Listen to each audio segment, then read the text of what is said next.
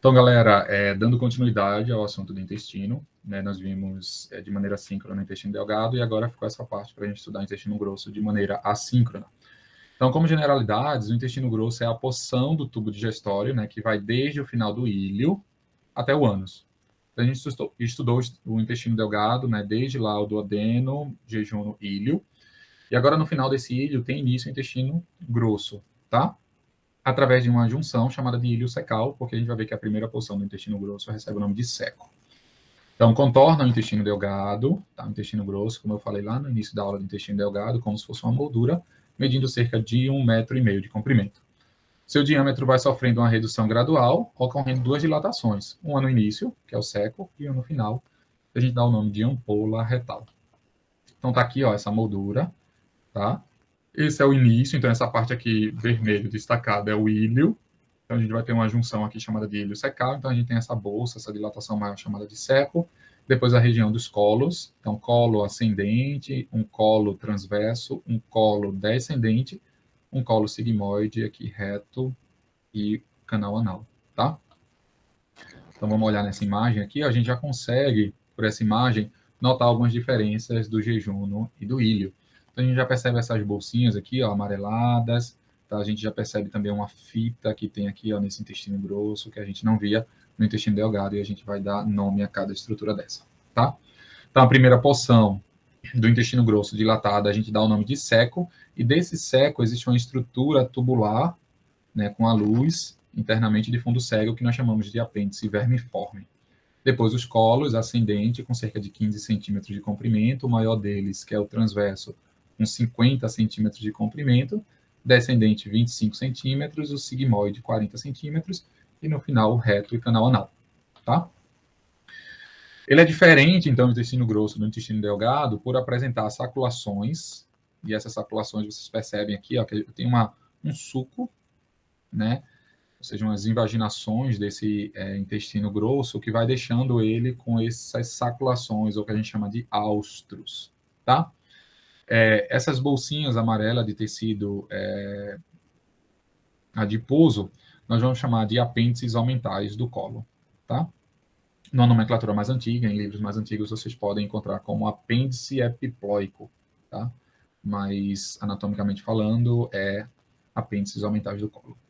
E nós temos uma fita plana, que se assemelha muito a uma tênia, né, uma verme ali planária, chamada de tênia, né, e a depender do local que ela está localizada, ela vai ser uma tênia livre, porque eu não tenho nenhuma estrutura ligada a ela. Quando eu tiver o mesocólon, que é aquela prega de peritônio que liga a parede posterior ao intestino grosso, lá, né, posteriormente, eu vou chamar de tênia mesocólica. E na tênia aqui, ó, que eu tenho os apêndices aumentais do colo preso, eu vou chamar de tênia aumental. Então, tênia aumental, se eu tenho apêndices aumentais, tênia livre, se eu não tenho nada, se ligando a ela, e tênia mesocólica, se eu tenho mesocolo. Beleza? Então, tá aqui, ó, nessa imagem, uma tênia livre, tá? Lá atrás eu tenho o mesocolo, então eu vou ter a tênia mesocólica e eu tenho aqui, ó, passando por cima, uma tênia aumental, tá? E no colo transverso vai se ligar o aumento maior, que é aquela prega de peritônio que liga órgão a órgão, ligando a curvatura maior do estômago ao colo transverso do intestino grosso, tá certo? E aí, ó, por que existem essas saculações do colo? Exatamente pela tênia. Essa tênia é uma fita de célula muscular lisa. Então, pensa assim, eu ia falar um bordado, não é bordado não. Mas vocês vão saber o que é. Sabe aquele pano de prato da vovó que tem um bico todo furado e a vovó passa uma fita assim, né? E aí, se você puxar ele de um lado, ele vai franzindo. É exatamente essa a ideia. Quando essas tênias elas se contraem, esses sacos, né, essas saculações, elas se aproximam e quando relaxa, se distancia. Daí que vem os movimentos peristálticos, tá? Então, a primeira porção do intestino grosso, que é o seco, é um segmento em forma de bolsa, né, situado abaixo da junção íleo-secal, sendo contínuo com o colo ascendente, né, de cerca de 6 a 7 centímetros, 6 a 7,5 centímetros de comprimento. E nessa região do seco há a confluência das tênias, né? Uma vez que a gente tem 3 tênias distintas, elas confluem, elas se juntam na região do seco, tá? Ali onde tem origem o apêndice vermiforme, eu já mostro. Apresentar uma projeção, que é o apêndice vermiforme, variando de 6 a 13 centímetros, que é muito rico em tecido linfóide, tá? Então, tá aqui, ó, essa região do seco, né? Ela tem uma localização aqui nesse quadrante inferior direito, nessa fossa ilíaca, e eu tenho aqui o apêndice vermiforme, tá? A tênia aqui, ó. Eu vou mostrar já a confluência das tênias, tá? Então, nessa região aqui, ó, tem a confluência das tênias, está chegando, né? Uma, tem lá atrás duas, três, elas confluem nesse ponto, onde a gente tem a origem aqui, o apêndice vermiforme, tá? Então, essa é uma vista aqui interna, eu tenho o finalzinho do íleo, essa é a junção íleo-secal, né? A gente vai ter um ósteo e uma papila, tá? Ileal, que eu já mostro nos próximos slides, tá? Então, tá aqui, ó, eu tenho um ósteo, então, o conteúdo que vem de dentro do íleo, né, desemboca aqui na região do seco, e esse ósteo eu vou chamar de ósteo ileal. Ele é circundado por uma papila, que eu chamo de papila ileal. E essa papila ela é formada por dois lábios. Um inferior, voltado para o seco, que eu vou chamar de lábio iliocecal, e um voltado para superior, né, que tem uma relação aqui com o colo ascendente, que eu vou chamar de lábio iliocólico. Então, a papila ileal, ela é composta pelo lábio iliocólico e pelo lábio iliocecal, tá? De um lado e do outro desses lábios, a junção, essa comissura desses lábios, a gente vai dar o nome de frênulo, tá? Da papila ileal, frênulo do ósteo. Não da papila, do ósteo ileal. Então, eu tenho o frênulo do ósteo ileal, tá? De um lado e do outro, a junção dos lábios, né, que formam, então, a papila ileal, tá? Olha, nessa imagem aqui a gente consegue ver a confluência das tênias, então tem a tênia livre, que está passando aqui na frente, chegou aqui, tá? Eu tenho a tênia mesocólica, e eu vou ter uma tênia também aumental. É importante a gente falar aqui, né, de uma condição clínica, que é a inflamação do apêndice vermiforme, né, constitui uma emergência clínica e cirúrgica, e existe um teste clínico, né, ou existe um ponto chamado de ponto de McBurney, e a gente encontra esse ponto nesse quadrante inferior direito, né, na região da fossa ilíaca direita, que é onde está localizado o seco com apêndice vermiforme, cerca de 2,5 centímetros do ligamento inguinal. Então, o que a gente vai fazer? A gente vai traçar uma linha imaginária da cicatriz umbilical para a espinha ilíaca anterosuperior. Então, a gente vai palpar aqui a crista ilíaca do paciente, encontrar essa projeção anterior-superior, chamada de espinha ilíaca anterosuperior, e eu vou dividir em 3 quadrantes, tá? 3 partes. Então, tem, ó, em 3 quadrantes, não, em 3 porções. Então, eu tenho a porção 1, né, teria um outro ponto aqui, a porção 2 e a porção 3. De inferior para superior. Então, a porção 1, 2 e 3. E eu vou pressionar o ponto de encontro entre a porção 1 e a porção 2, tá? Então, deixa eu pegar a caneta aqui para demonstrar. Então, se eu traço aqui, ó, esse daqui é a espinha ilíaca anterosuperior e umbigo. Então, eu tracei uma linha e eu dividi em 3 partes, tá? Iguais. E aí eu vou pressionar no ponto de encontro entre a primeira porção e a segunda, contando de baixo para cima. Então, eu vou pressionar e soltar, né? E a dor durante essa pressão seria indicativo, então seria positivo para uma inflamação nessa estrutura que é o apêndice vermiforme, que nós chamamos então de apendicite, tá? Então, vamos falar das relações do seco, né? Então, anteriormente, esse seco tem uma relação com as alças do intestino delgado, né? E partes do aumento maior, porque esse aumento maior, ele cai aqui, né, adiante, como se fosse um avental. Então, esse aumento maior, ele fica aqui, né, totalmente solto. Então, ele tem uma relação com esse aumento, né, maior. Então, ele está preso na tênia aumental e na curvatura maior do estômago, mas ele sai do estômago, né, cai lá na frente, volta e se prende no colo transverso. Então, fica esse avental aí pendendo. Então, anteriormente, além das alças do intestino delgado, tem um contato com um aumento maior, a parede abdominal nessa região, né, ilíaca direita, essa parede abdominal anterior. Posteriormente, tem relação com o músculo psoas maior e o músculo ilíaco, que ocupa ali a fossa ilíaca, tá? Com nervos que vêm lá do plexo lombar, que é o nervo femoral e o cutâneo lateral da coxa, tá? E também aí, né, ele tem uma relação direta com o apêndice vermiforme. Então, vamos dar uma olhada aqui, ó, o seco nessa região tem um contato, né, com o músculo psoas maior e o ilíaco, tá? E com 2 nervos aqui, ó. Então, tem esse nervo aqui, que é o nervo cutâneo lateral da coxa, né, formado pelas raízes L2 e L3, e aqui o femoral, que vem de L2, L3 e L4, tá? Então, tem uma relação direta aí com o nervo femoral e cutâneo lateral da coxa. Internamente, esse seco, né, ele tem um ósteo ileal, né, abertura do íleo no seco. O ósteo ileal apresenta-se com elevação na mucosa, chamada de papila ileal, tá? A papila ela é composta por dois lábios, como eu falei, o íleo cólico e o íleo secal, com formato semilunar que se comunicam com os frênulos do ósteo ileal. O ósteo ele é uma fenda no sentido antero-posterior e está situado cerca de 2 centímetros acima do ósteo do apêndice vermiforme. Então, esse número 8 aqui ó, é o apêndice vermiforme, a gente chama de ósteo do apêndice vermiforme, e cerca de 2 centímetros acima tem o ósteo ileal, tá? A gente vê lá no cadáver exatamente assim, a papila ileal desse jeito, mas no vivo, se a gente estivesse vendo por um exame de imagem, né, ele é assim, ele é bem projetado, essa papila é bem projetada para o interior do seco, tá? Ela se forma aqui, mas no cadáver a gente perde esse tônus muscular, então ela dá uma relaxada, tá? Então vocês vão encontrar nas peças cadavéricas assim, ó, ósteo ileal, papila ileal, com os lábios, ilho cólico, ilho secal, isso aqui é os frênulos, né, tem de um lado e do outro, do ósteo ileal, tá? Sobre o apêndice vermiforme, ele é um divertículo intestinal cego, né, mede de 6 a 13 centímetros de comprimento e contém massas de tecido linfóide.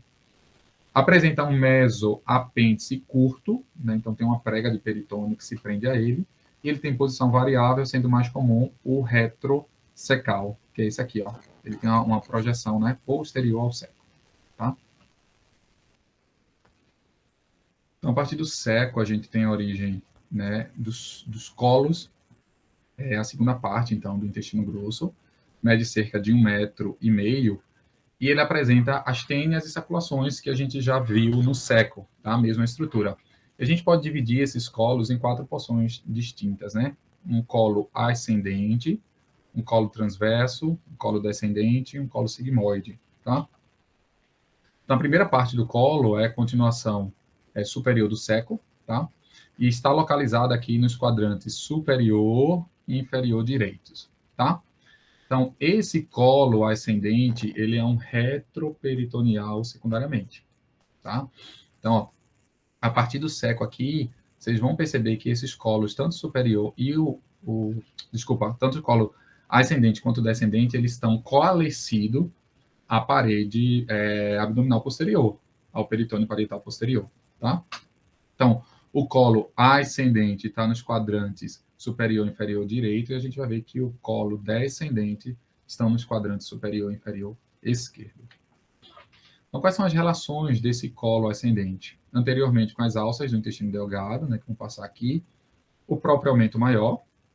O aumento maior, então, vai ser uma queda desse peritônio da curvatura maior do estômago aqui, né, vai cair aqui, pender e voltar para se inserir aqui na região do colo transverso, tá? E a própria parede anterolateral do abdômen. Posteriormente, né, lá atrás, ele tem uma relação com o músculo ilíaco direito, né, com a crista ilíaca direita, um músculo que está localizado aqui, né, fechando essa parede abdominal posterior, que a gente chama de músculo quadrado lombar, o quadrado do lombo, com a origem do músculo transverso do abdômen, né, os músculos que formam a parede anterolateral, né, o transverso do abdômen, o oblíquo interno e o oblíquo externo do abdômen. Então, por ser o transverso do abdômen o mais profundo, ele vai ter uma relação aí com a origem desse músculo chamado transverso do abdômen. A extremidade inferior do rim direito, tá? E com os nervos ilho hipogástrico e ilho inguinal, né, que derivam lá, são os primeiros nervos ali do plexo lombar, né, recebendo uma raiz anastomótica do subcostal, do T12, e aí com L1 e ali L2, tá? Então, recebendo esse ramo aqui, né, anastomótico vindo de T12, se junta aqui, ó, L1, e L1 dá origem, então, ao nervo ilho hipogástrico e ilho inguinal. Olha o músculo aqui, ó, quadrado do lombo e a origem do músculo transverso do abdômen. Então, esse colo que vai ascender aqui, ó, tem relação com todas essas estruturas, tá? Ilho hipogástrico, ilho inguinal, quadrado do lombo e a origem do músculo transverso do abdômen, tá? Além, ó, do rim direito, que também ele vai ter uma relação, tá? Já o colo transverso, ele é a segunda parte, né, do colo, então a primeira parte é o colo ascendente, tá? E a partir do colo ascendente, para dar origem ao colo transverso, o colo passa por uma flexura, que a gente chama de flexura direita do colo. Ou também chamada clinicamente, anatomicamente, a flexura direita do colo, mas clinicamente ela pode ser chamada de flexura hepática do colo, porque ele tem uma relação aqui com o fígado. Esse colo transverso, ele pende aqui, né, fazendo um arco com cavidade superior. Depois ele sofre uma outra flexura, que é a flexura esquerda do colo, que ela pode ser chamada também clinicamente de flexura esplênica, por ter uma relação com o básico, tá? Ele está preso à parede posterior, né, do abdômen pelo mesocolo transverso, tá? Da fixação ao aumento maior, seria esse avental. Então, a gente vai perceber na prática que os colos ascendente e descendente eles são bem fixos por serem retroperitoneais secundariamente e que esse colo aqui ele é bem imóvel, tá? Exatamente por ele estar preso a um mesocolo. Então, ele se comporta como se fosse uma alça do intestino delgado. Só que ao invés de ser preso por um mesentério, ele é preso por um mesocolo, tá? Situa-se nos quadrantes superiores, né, direito e esquerdo. A flexura esquerda do colo ela é mais superior que a direita, né? Por conta do grande volume do fígado, termina empurrando essa flexura direita aqui um pouco mais para baixo, então a esplênica ela é mais superior, tá? Essa curvatura ela se fixa ao diafragma através de um ligamento, né, uma prega de peritônio também chamada de frenocólico, tá? E a raiz do mesocolo transverso situa-se ao longo da margem inferior do pâncreas, sendo contínua com o peritônio parietal, tá? Então, o que, é que vai acontecer aqui? Isso é um corte de secção sagital. A gente está vendo aqui o estômago. E isso daqui é o aumento maior. Ou seja, essa prega de peritônio vem aqui, ó, pende nessa região anterior aqui, abdominal, como se fosse um avental, e ele volta para se inserir aqui, ó, no mesocolo transverso, onde? Na tênia aumental. Inferiormente, eu tenho uma tênia chamada de tênia livre, posteriormente, eu tenho uma tênia mesocólica, que pega uma prega aqui, ó, de peritônio, que é o mesocolo, e esse mesocolo aqui, ele passa à frente do pâncreas, né, fazendo com que esse pâncreas seja um órgão retroperitoneal, tá? Então, vamos dar uma olhada aqui, ó. Esse daqui, ó, é o mesocolo transverso, né? Tá, desculpa, o colo transverso, né? Tá seccionado e aqui, ó, eu vou ter o aumento maior que parte da curvatura maior do estômago, né? Ele tá seccionado aqui, ele vai pender aqui, voltar e se inserir nessa região que é da tênia aumental, mas aqui atrás, ó, esse colo transverso ele está preso, tá? A essa face anterior aqui do pâncreas através do mesocolo transverso. Eu tenho uma imagem melhor para a gente mostrar, tá? Mais para frente. Então, anteriormente, esse mesocolo transverso ele tem uma relação com o aumento maior, com a parede abdominal anterior, e posteriormente vai ter uma relação com o duodeno, que a gente já viu lá na aula de intestino delgado, com o pâncreas, né, e com alças do intestino delgado, do jejum hídrico. Então, nessa imagem aqui, a gente consegue visualizar, tá, o colo transverso, tá, a flexura, nessa região aqui, ó, a flexura esplênica, ou flexura esquerda do colo descendente, tá? Então, a gente vê aqui, ó, não sei se a imagem, né, é tão visível para vocês, mas meio esbranquiçada, assim, com as ranhurazinhas, corresponde, então, ao mesocolo. E a gente percebe que o mesocolo, ele parte aqui, ó, dessa face anterior, né, o pâncreas, ele é um pouco pontudo, assim, para frente, então ele tem uma face antero-superior e uma antero-inferior. Então, a gente percebe aqui, ó, essa linha que foi seccionada. Aqui, o pâncreas, que é um órgão retroperitoneal, está por trás do peritônio, tá? Aqui também, ó, o peritônio, deixando o duodeno, né, como retroperitoneal. Então, essa prega aqui, ó, do peritônio, que veio assim, saiu do pâncreas superiormente, inferiormente, fez isso e se prendeu ao mesocolo transverso, tá? Se prendeu ao colo transverso, formando o mesocolo transverso, tá? Então, ele tem essa relação, né, posterior com o pâncreas, e essa prega de peritônio, que é o mesocolo transverso, ele se prende aí nessa região anterior do pâncreas, tá? Então, dá mobilidade a essa estrutura diferente do colo ascendente e do descendente, tá? Então, o colo descendente é a terceira parte do colo, ele estende-se desde a flexura esquerda, né, do colo até o início do colo sigmoide, ele tem um trajeto descendente desde o hipocôndrio esquerdo até a fossa ilíaca esquerda, que é a entrada da pelve. Anteriormente, né, esse colo descendente que está localizado aqui à esquerda vai ter relação com alças do intestino delgado, com aumento maior e com a parede abdominal anterior. São as mesmas relações do ascendente, tá?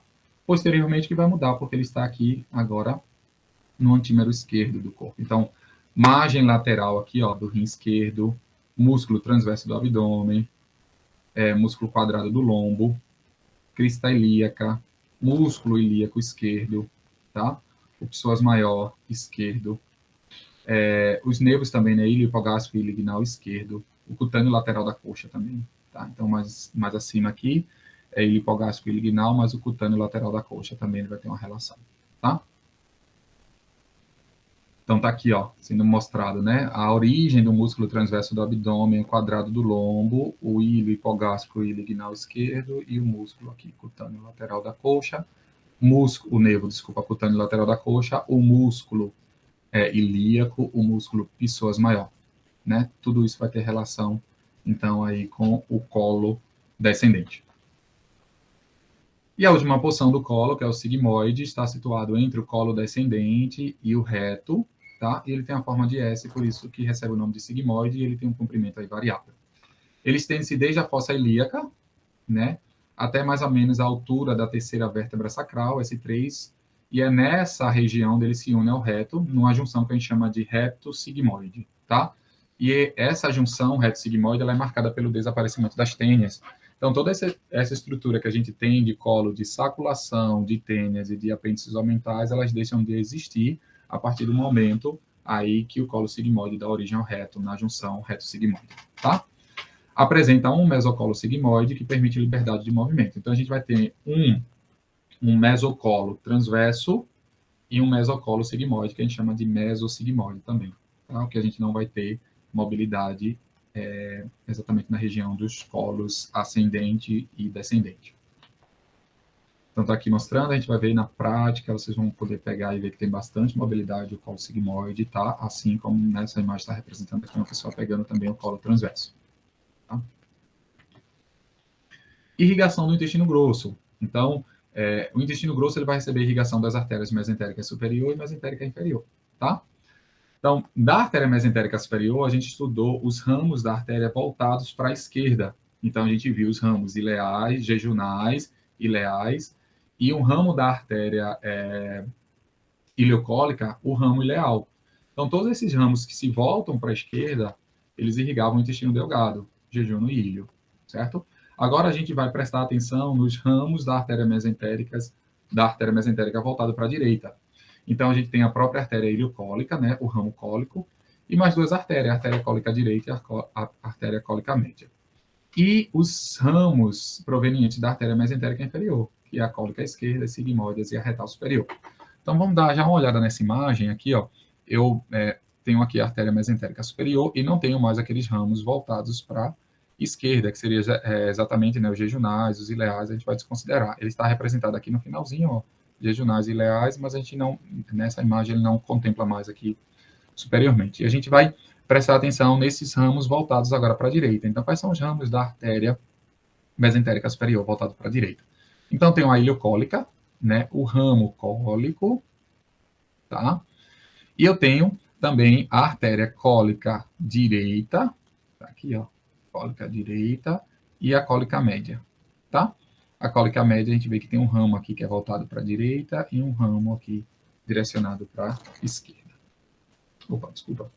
E os ramos, então, da artéria mesentérica inferior. Aí eu tenho aqui, ó, a artéria cólica esquerda, que tem um ramo ascendente e um ramo descendente. Eu tenho as artérias sigmoides, né? De maneira geral, a gente fala que são três, a sigmoide superior, média e inferior, mas a gente pode falar as artérias sigmoides porque ela tem uma variabilidade aí na literatura. E a gente tem uma artéria chamada de retal superior, tá? Eu vou mostrar melhor em outras imagens. Então, a gente vai desconsiderar agora esses ramos da artéria mesentérica superior voltados para a esquerda, né, porque estão relacionados ao intestino delgado, e a gente vai se concentrar aqui, ó, artéria ileocólica no ramo cólico, artéria cólica direita, e a artéria cólica média. A artéria cólica média, eu tenho aqui um ramo que vem para a direita e um ramo que se volta para a esquerda, tá? Então, tá aqui. E a artéria mesentérica inferior? A artéria mesentérica inferior tem um ramo que é a artéria cólica esquerda. Veja que da mesentérica superior nós tínhamos a cólica direita e a cólica média. Agora a gente tem a cólica esquerda, né? E aí ele tem um ramo ascendente e um ramo descendente, que não está contemplado aqui nessa imagem. Eu tenho as artérias sigmoides, tá? Que ela tem bastante, mas de maneira geral a gente vai falar na superior, média e inferior. E no finalzinho aqui eu tenho a retal superior, a artéria retal superior. Então aqui, ó, sigmoides superior, média, inferior e a retal superior. Tá? É importante a gente destacar, uma importante anastomose aqui, entre o ramo ascendente da cólica esquerda e o ramo esquerdo da cólica média. A gente chama anastomose de Riolan, tá? Então, daqui, ó, cólica média. Ó, nesse ramo esquerdo, aqui ela se anastomosa nessa parte com que é o ramo ascendente da cólica esquerda, nessa imagem aqui, ó. Tem aqui, isso aqui já seria, né, o ramo ascendente da cólica esquerda, a gente tem uma anastomose chamada de anastomose de Riolan. Então, vamos dar uma olhada aqui, ó. Artéria ileocólica, o ramo cólico, a artéria cólica direita e a cólica média. A cólica média vem para cá, ó. Aqui a gente tem uma anastomose, né, da artéria mesentérica superior com a inferior, através da cólica esquerda, né, o seu ramo ascendente, tá? Então, nessa região aqui, ó, dessa anastomose de Riolan, alguns autores também dão o nome nessa artéria de artéria marginal, tá? Exatamente nesse local de anastomose, que é no muro, por exemplo, essa imagem aqui é do muro. E eu tenho a mesentérica inferior, aqui dando também ramos que são as sigmoides, então sigmoide superior, sigmoide média, sigmoide inferior. E aqui a artéria retal superior. A drenagem venosa, então, né, vai se dar para o sistema porta através da veia mesentérica superior e veia mesentérica inferior, que é uma tributária da esplênica, tá? Então, aqui, ó, eu vou ter a veia cólica, a veia ileocólica, a veia cólica direita e a veia cólica média, todas sendo tributárias da veia mesentérica superior, tá? E a veia retal superior, veias sigmoides e veia cólica esquerda como tributárias da veia mesentérica inferior. A veia mesentérica inferior, ela é tributária da veia esplênica. Então, ela desemboca aqui na veia esplênica e a veia esplênica se une à mesentérica superior para formar a veia porta hepática. A gente vai explorar mais isso quando a gente for estudar fígado e formação da veia porta, tá? Mas saibam que a veia porta hepática, ela é formada pelo encontro da veia mesentérica superior com a esplênica. E a veia mesentérica inferior, ela é uma tributária da esplênica, tá? Então, tá aqui, ó, mostrando a veia mesentérica superior, a veia mesentérica inferior, desembocando aqui, ó, na esplênica, e a esplênica, por sua vez, se juntando à veia mesentérica superior para formar a porta hepática, tá? O reto corresponde à continuação do colo sigmoide, ao nível, né, da terceira vértebra sacral, quando as tênias formam uma lâmina longitudinal externa contínua de músculo liso e desaparecem os apêndices aumentais do colo. Então, na região do reto, a gente já não tem mais apêndice aumental, a gente não tem mais tênia, a gente não tem mais aquelas saculações. Como a gente não tem essas saculações, realmente ele adota uma posição retilínea e recebe o nome de reto. É importante destacar a flexura sacral do reto, que é uma curvatura ali do encontro do sacro com o cóccix, tá? E esse reto, ele termina antero-inferior, a ponta do cóccix, formando o que a gente chama também de flexura ano-retal, formando um ângulo por volta de 80 graus, tá? Nessa posição, então, ele perfura o diafragma pélvico e forma o canal anal. Então, vamos dar uma olhada nisso aqui, ó. Esse é um corte de secção sagital, a gente vê aqui, ó, as vértebras sacrais, né, o osso sacro e o cóccix, tá? Então, nessa região aqui de cóccix sacro, existe já uma flexura, que é a flexura sacral do reto, então veja que, né, ele vinha assim, ó, aqui, e ele muda de direção aqui, conforme a transição de sacro para cóccix. Essa região a gente já chama de flexura sacral do reto, tá? E aqui, ó, eu tenho a frente, né, a ponta do cóccix, anteriormente, tem uma outra flexura, que a gente chama de flexura ano-retal, formando um ângulo aqui de 80 graus, tá? Então, flexura sacral do reto e a flexura ano-retal. Nesse corte de secção frontal ou coronal, a gente vai perceber que o reto ele adota uma posição sigmoide também, né, internamente, um S, tá? Nessa vista anterior, a gente vê 3 flexuras laterais, tá? Uma flexura de concavidade à direita, que eu vou chamar de flexura intermédio lateral, e 2 flexuras de concavidade à esquerda, que eu chamo de flexura superolateral, e uma flexura inferolateral. Então, a concavidade voltada para a esquerda são duas flexuras, superolateral e inferolateral, e uma flexura de concavidade voltada para a direita, que eu vou chamar de intermédio lateral, tá? Além disso, essas flexuras, né, que eu consigo visualizar externamente no reto, internamente, essas flexuras existem por conta da presença dessas pregas. São pregas transversas do reto, e aí são três: uma prega superior, uma média e uma inferior, pregas transversas do reto, tá? A gente percebe que é uma dilatação final, chamada de ampola do reto, né, a porção dilatada acima do diafragma da pelve, e ela tem a capacidade de acomodação do bolo fecal. Ela é extremamente importante, né, para a continência fecal, tá? Existe a junção, né, ano-retal, então, onde deixa de ser reto para ser ânus, né, o local onde o reto se une é o canal anal, né, e é limitada pelas extremidades superiores das colunas anais. Então, essa projeção aqui, ó, superior, a gente vai chamar de colunas anais, e é exatamente nessa região que a gente dá o nome de junção ano-retal, tá? Quanto à disposição do peritônio no reto, existem partes que são recobertas pelo peritônio. Então, um terço superior, né, tanto na face anterior quanto na face lateral, eles são recobertos pelo peritônio. Né, num terço médio, apenas na face anterior, já que ele sofre essa flexura, tá? E um terço inferior, nenhuma face, pois já é uma estrutura que a gente considera subperitoneal, tá? É possível encontrar umas escavações, né, entre o reto e a estrutura à frente, e vai mudar dependendo do sexo. Então, no sexo masculino, a gente vai ter aqui uma escavação que a gente chama de reto vesical. Por quê? Porque se dá entre o reto e a bexiga urinária, que é uma vesícula. Já no sexo feminino, como nós teremos aqui o útero e a vagina, então nós teremos uma escavação chamada de reto uterina. Então, na mulher existe uma escavação reto-uterina e no homem existe uma escavação reto-vesical. E de um lado e do outro, nós temos as fossas paralelas ao reto, que recebe o nome de fossas pararretais, né? Exatamente nessa porção aqui, ó.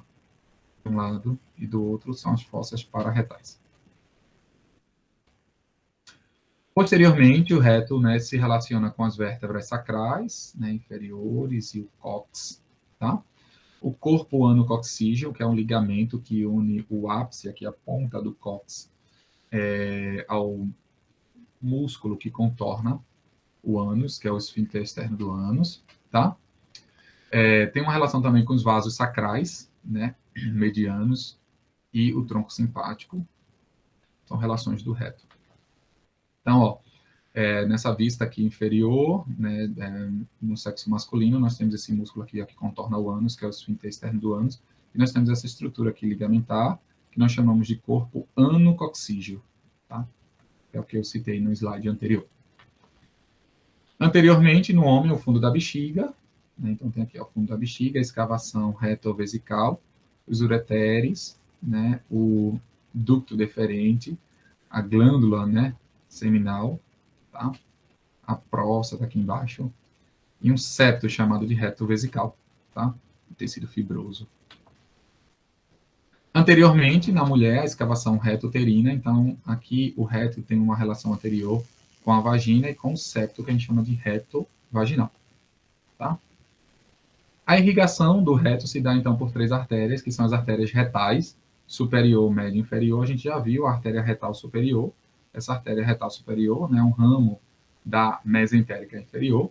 E as artérias retais médias e inferiores, elas são ramos da artéria ilíaca interna. Artéria ilíaca interna. Então, lembra da artéria ilíaca comum, tem a artéria ilíaca externa e a interna, e da interna aqui parte a artéria retal média e inferior de um lado e do outro, tá? A drenagem se dá da mesma forma. Então, eu tenho a veia retal superior, que drena para a mesentérica superior, e de um lado e do outro aqui eu tenho a veia retal média e inferior, que vão ser tributárias, então, da veia ilíaca interna, de um lado e do outro, direita e esquerda. Tá? Então, tá aqui, ó, veia retal superior, veia retal média e veia retal inferior. Então, tem uns nomezinhos aqui. Ó, veia retal inferior, tá? E a veia retal média. Aqui, ó. como tributária da veia ilíaca interna. A drenagem linfática se dá para os linfonodos pararetais, então os linfonodos que ficam de um lado e do outro aqui do reto, né? Linfonodos lombares, vem para essa região, tá vendo que tem uma setinha aqui, a drenagem para linfonodos lombares, linfonodos mesentéricos inferiores, né? E os ilíacos internos. Então tem uma setinha aqui, ó, ilíacos internos, tá? Drenando mesentéricos inferiores. Quanto à inervação, as fibras simpáticas, né, o nervos esplâncnicos lombares e o plexo hipogástrico inferior. A inervação parasimpática, nervos esplâncnicos pélvicos e fibras aferentes viscerais e sensitivas, né, vinculadas através dos nervos esplâncnicos pélvicos, tá? Então tem aqui ó, os nervos esplâncnicos pélvicos, o plexo hipogástrico inferior, tá? Plexo hipogástrico inferior, aqui os nervos esplâncnicos lombares. O canal anal. Então, no final do reto, né, nós temos o canal anal, a parte final, é a parte final do trato digestório. É separada da ampola retal, né, que é aquela dilatação aqui final do reto, pelas extremidades superiores das colunas anais, e se estende até o ânus, tá? Então, vamos dar uma olhada aqui nessa imagem novamente. Eu tenho essas estruturas aqui, ó, que eu chamo de coluna, né, anal, e aqui são os seios anais. Então, essa extremidade superior das colunas, elas separam o que é a ampola do reto, né, do canal anal, tá? Então, a mucosa superior do canal anal apresenta essas colunas anais, tá? Aqui, ó, a setinha.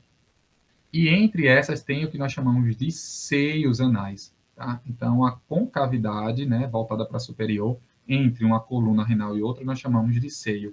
E essa prega aqui, ó, nós vamos chamar de válvula anal. Então, nós temos a coluna anal, os seios anais e as válvulas anais, tá? O limite inferior dessas válvulas anais forma uma estrutura que nós chamamos de linha pectinada, né, que tem uma relação muito grande com a embriologia, indica a junção da parte superior e inferior do canal anal, de onde tem as origens embrionárias diferentes, né, visceral e somática, tá? Então, essa é a linha pectinada. Então, nessa representação aqui, nós temos o reto, essa seria a porção do canal anal. Então, isso aqui, ó, as colunas anais, tá? E eu teria o seio, né, anal com as válvulas. E abaixo dessas válvulas, então, eu tenho, abaixo dessas válvulas eu tenho a linha pectinada. Isso difere, então, a origem embrionária. Então, acima da linha pectinada, a origem dessas estruturas, né, elas decorrem, então, do intestino posterior, e essa parte final do proctodeu, né, abaixo da linha pectinada. Então, vamos dar uma olhada aí. Isso é como se eu estivesse com a câmera dentro do reto, olhando para o canal anal. Então, eu vejo aqui, né, as colunas anais, eu vejo o seio anal e a válvula anal. Vamos dar um zoom nessa estrutura, dar uma olhada. Então, ó, isso aqui é a válvula anal, e a partir dessa válvula eu tenho uma linha, que eu chamo de linha pectinada, que difere, então, as origens embrionárias, né, intestino posterior e proctodeu, tá? Existe um músculo esfíncter do ânus, um esfíncter externo e interno. Então, esse esfíncter interno corresponde apenas a um espessamento da musculatura lisa, né, de controle involuntário, né, do sistema nervoso autônomo.